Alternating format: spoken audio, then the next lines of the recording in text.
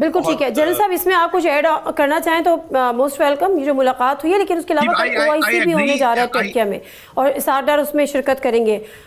कोई break through expect कर रहे हैं?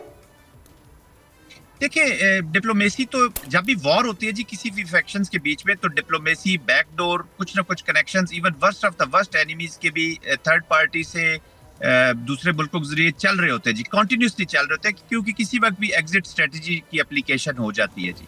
ऑफ कोर्स लीवरेज है। और अभी आपने देखा होगा कि जो सऊदी अरेबिया का इस वक्त का रोल है, हालांकि 2015 की डील में Saudi Arabia was not happy, ये जो डील अमेरिका ने की थी, फिर 2018 में उन्होंने इसको अप्रिशिएट भी किया था जब ये डील खत्म हुई। लेकिन अभी हम देखते हैं कि सऊदी अरेबिया ने विजिट किया है, देवर इन ईरान, कतर ने अभी उनसे कांटेक्ट किया है। अब सऊदीया में भी चीजें पड़ी हुई हैं, बट कतर में बेसेस है, ह्यूज बेस है अमेरिका का, वहां पे मौजूद है।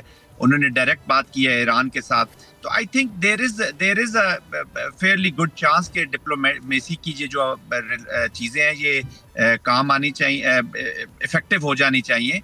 और होपफुली, बट इट डिपेंड्स, क्योंकि देखिए अब सीरियस चीज ये हो गई है कि पहले डीएस्केलेशन की बात हो रही थी, अब पॉलिसी कैप्चुलेशन की बात हो रही है।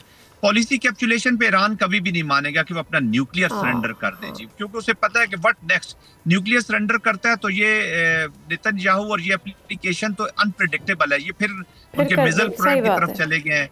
तो वो उनकी पॉलिसी कैप्चुलेशन पे मनाना, और जो अनफॉर्चुनेटली ट्रम्प जो है या इजराइल ने जिस तरीके से स्टांस ले लिया है कि टोटल सरेंडर का मतलब है कि न्यूक्लियर का तो जिक्र भी नहीं है, चाहे सिविल यूज के लिए, तो फार अपार्ट है। But win win situation create की जा सकती है। और जैसे तोई साहब ने कहा कि China and Russia, they have an important role.